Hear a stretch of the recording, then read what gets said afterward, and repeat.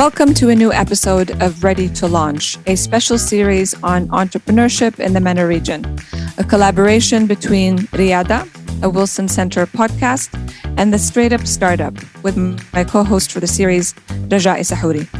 I'm your co-host, Marissa Khurma, Director of the Middle East Program here at the Wilson Center. We focused this month on women entrepreneurship in the MENA region in commemoration of Women's History Month. One of the issues that continuously comes up in various discussions and in all the research is the challenge women face to access finance in order to start a business or to even grow it. Today, we are delighted to be speaking with one of Jordan's leaders in the banking sector, Nour Jarrar, CEO of Citibank in Jordan, to shed light on the banking sector's role in the entrepreneurship ecosystem and also better understand how her own journey flows and how she sees the ecosystem from where she sits at Citibank.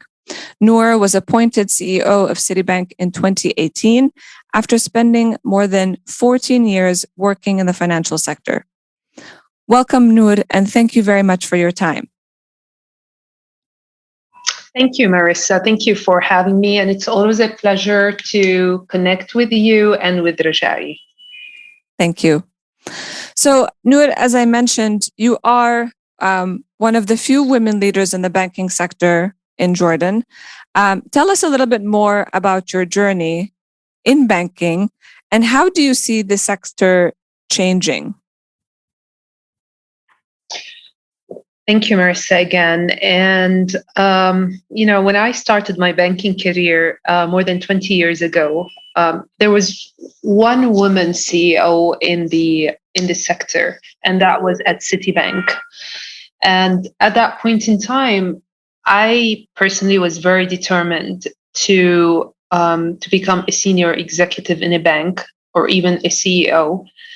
But the issue at that point in time was not gender, not diversity or gender bias, as much as it was related to corporate governance.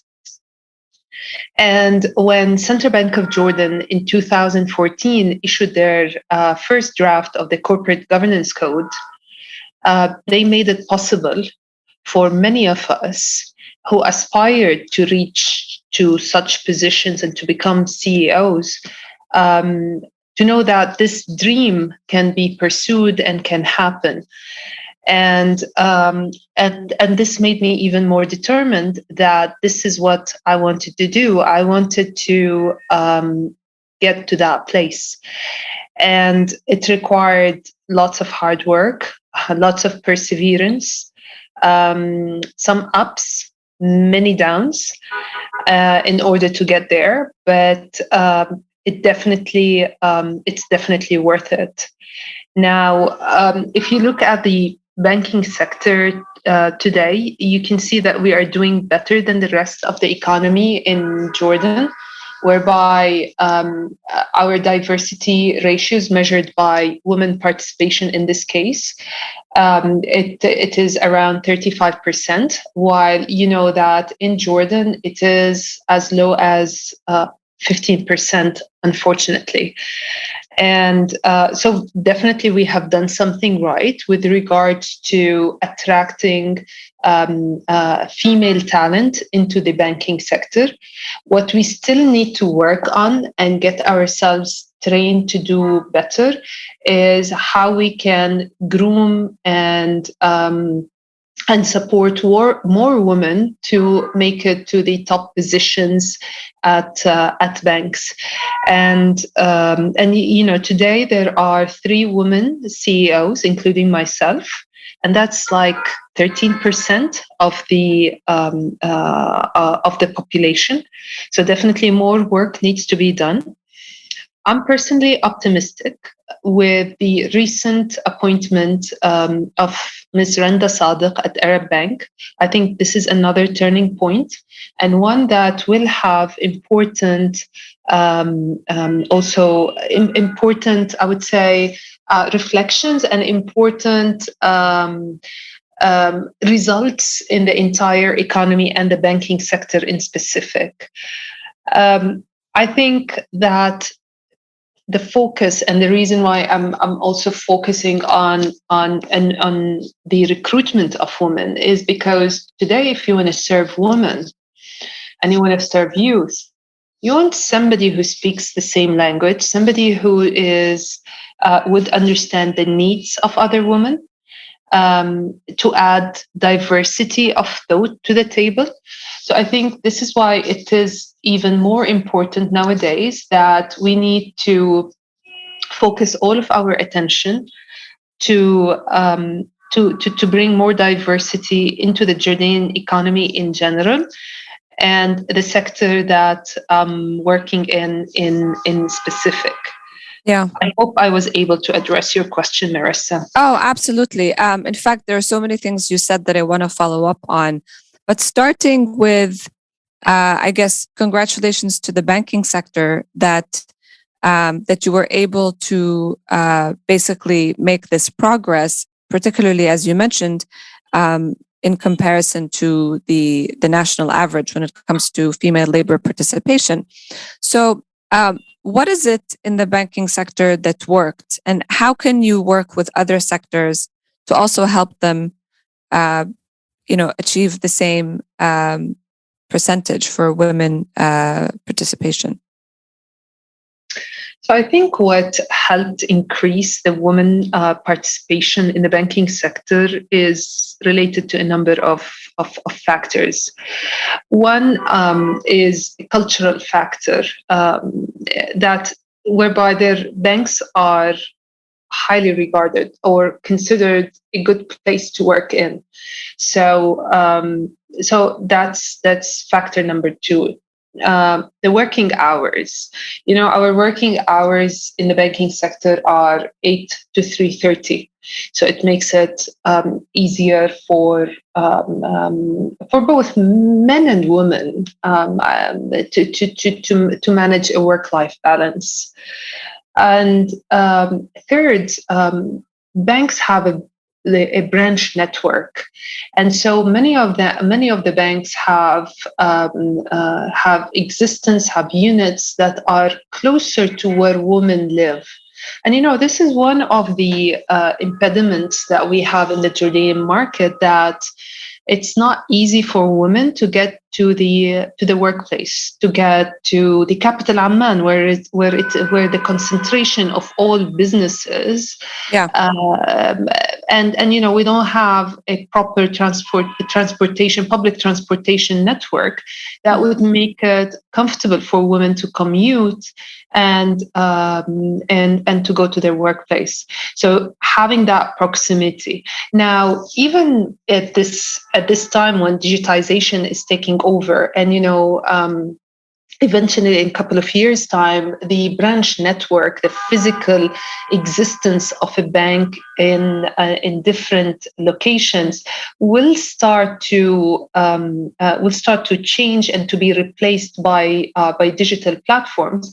I think that also should create another opportunity for women, whereby you don't need to be working at the head office in Shmeisani, where I apologize for all the background noise, but the women can still work at from their homes and deliver and be as productive as they will be from a firm and an office building. Thank you so much for highlighting these points, because it seems that in addressing why it worked in the banking sector, you also highlighted the general barriers that women face. It's the longer hours with the as you mentioned, the work-life balance, particularly for working mothers. There's also the transportation challenge, which comes up in every single focus group, every single in-depth interview that at least I have been part of, and all of these different World Bank and IFC reports that come out to highlight the challenge, particularly when it comes to Jordan. So that makes a lot of sense, and it's very clear. And thank you for highlighting the role of basically, the future of work in the banking sector with digital services. This hopefully will unleash more opportunities. So now that we've sort of talked about, women in the banking sector in particular, I want to pick your brain about how you see the entrepreneurship system, ecosystem from your vantage point, where you sit at Citibank in Jordan, generally speaking, and why you think it still remains really difficult for so many women to access finance and to start their own businesses, but also to grow it, because a lot of the small and medium businesses that women start remain in that category. And that's, of course, a feature of what the Jordanian economy is like. But we really hope to see more women also growing their businesses. And the access to finance piece remains a challenge. So I think, Marissa, for the part related to women entrepreneurs, I think that you can look at it from two sides. One side, which is the official statistics that are there. So, if you look at those official statistics, you will see the percentage as being very low and disappointing. And that reflects a culture, in my opinion, where we're still not empowering women and empowering them mentally to pursue their dreams, and we're still suppressing their thinking and entrepreneurship skills. And I really think that needs to start very, very early in schools, through the educational system, where we can start to change those stereotypes and make sure that if in any educational curriculum, the image that is there for women is that, as much as we would like to see her doing domestic work, we can also picture her in sitting behind an office or even in the work field, doing whatever she wants to do. Just give her that freedom to be whatever she would like to be. So that's one area. The other area is away from the official statistics. I think that there is a percentage of women that are leading projects, but they are not captured in the official statistics. And I think this is an area that policies should be directed towards, to encourage more women to register. And we have seen that during the pandemic, when there were a number of programs offered by the government of Jordan, be it from the monetary policy or the fiscal policy. But I think those women entrepreneurs that started their own business and they did not register in any shape or form did not benefit from those support systems. And I think and I think this is important. Some of them might not register just because they really don't understand the system. They don't understand how are they going to pay taxes? How are they going to keep books? So if we help them by realizing that you can register your work, get it there in terms of the official records, maybe have waivers, dispensations on taxes for up to a certain revenue generation for the country. On one side, we make sure that they are part of the safety net programs that are there. Mm-hmm. And on the other end, it would automatically boost the numbers that are reported out of Jordan or even in the MENA region. And I think this is an area, we all on social media, we see a lot of businesses that sell some products on social media. And I think, these are entrepreneurs in their own way, form. They thought out of the box. They did have the courage to put their products out there for the public, and to start really being productive for their families and in their small communities. Absolutely. And so, from what I hear from you, of course, educational reform has to focus on expanding the opportunities for women. And I agree with you completely. It starts at a very early age. Women in different sectors, women leaders, women entrepreneurs. It all starts at a very young age. And then the next point that I think that you highlighted is the financial literacy. And we actually at the Wilson Center are currently zooming into the financial literacy point as a cornerstone of financial inclusion for the reasons that you have outlined. So I want to move on to sort of touch upon something that you said, and it's also part of your journey as far as I read it, at least in the Venture magazine interview that you did when you were first appointed. You talked about the importance of having mentors and mentorship in general throughout your journey and how you benefited from that. Can you tell us a little bit about how that worked out for you, and whether Citibank and other banks are creating similar mentorship programs, not just for women, but also for youth? Yes, indeed, Marissa. Mentorship played an important role in my career development, and I have had mentors throughout. The choice of mentors, I think, differs. So sometimes you would be under a mentorship program, so that you would have a one defined person who is who you're connected to, and you work together. And then there are the mentors that you choose in your life. And this is my piece of advice for anyone who will be tuning to this podcast, is that don't wait to be part of a mentorship program in order to seek mentorship. Just maybe start with, look within your surrounding. Who is there? Whose style, way of doing things, makes you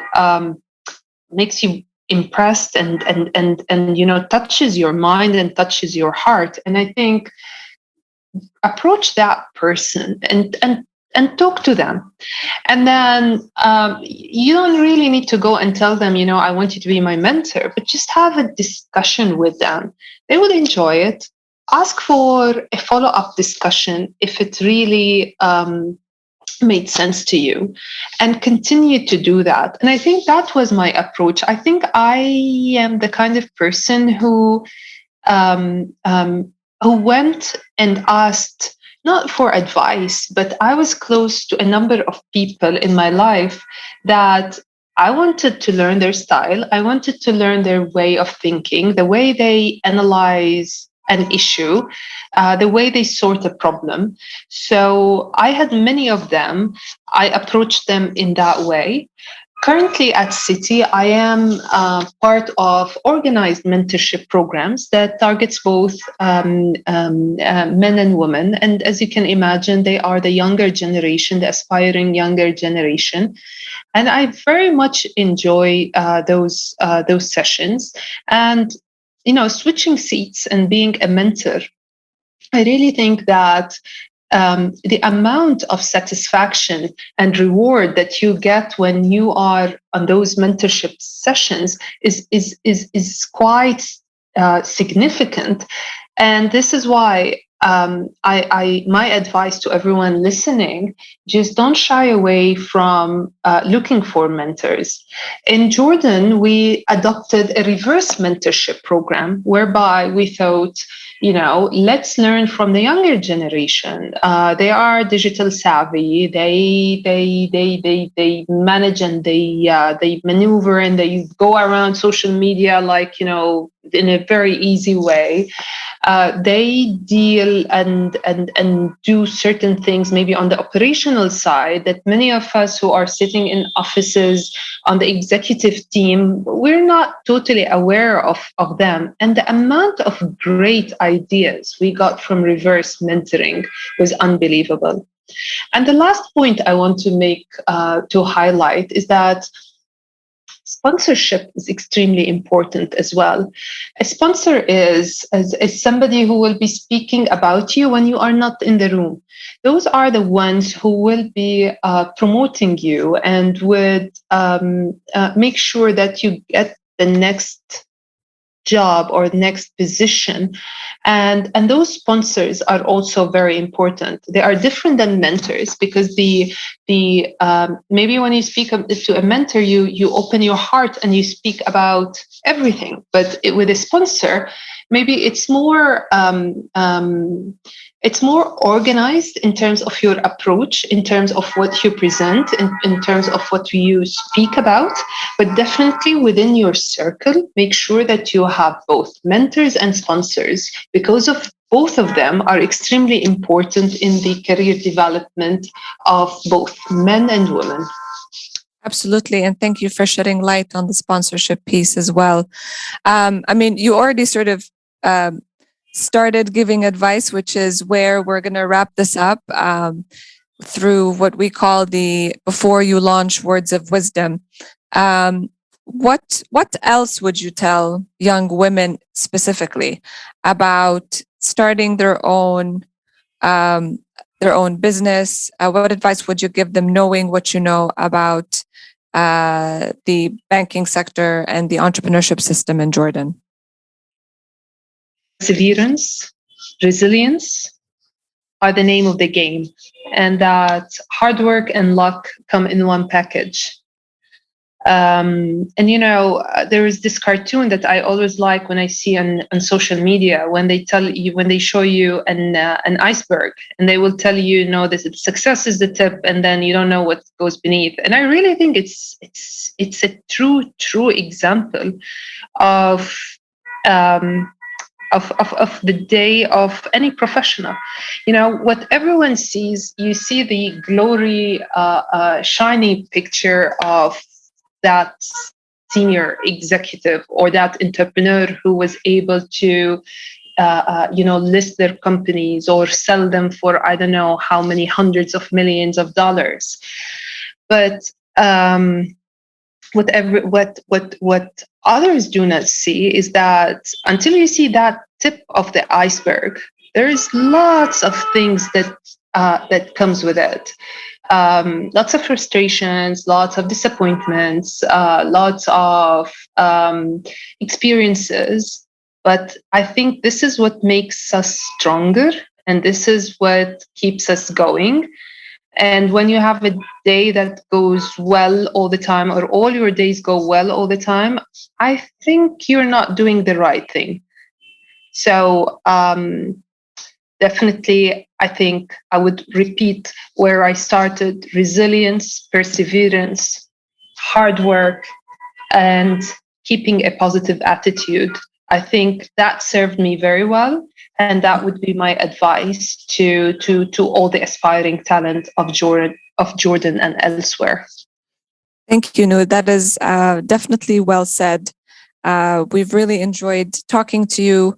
And that's honestly one of the objectives also behind this podcast, beyond educating audiences here in Washington about what's going on in the MENA region, is to showcase stories of people like you who have made it to the top and succeeded, so that we know what the journey is like, that people see and hear from the experiences of those that have made it and that have succeeded. So thank you once again for joining me today on Riyada and Ready to Launch. Thank you, Marissa. I enjoyed it a lot.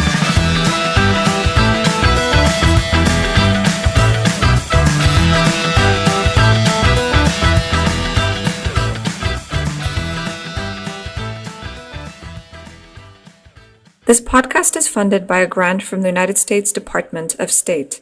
The opinions, findings, and conclusions of this podcast are those of our guests and do not necessarily reflect those of the U.S. Department of State.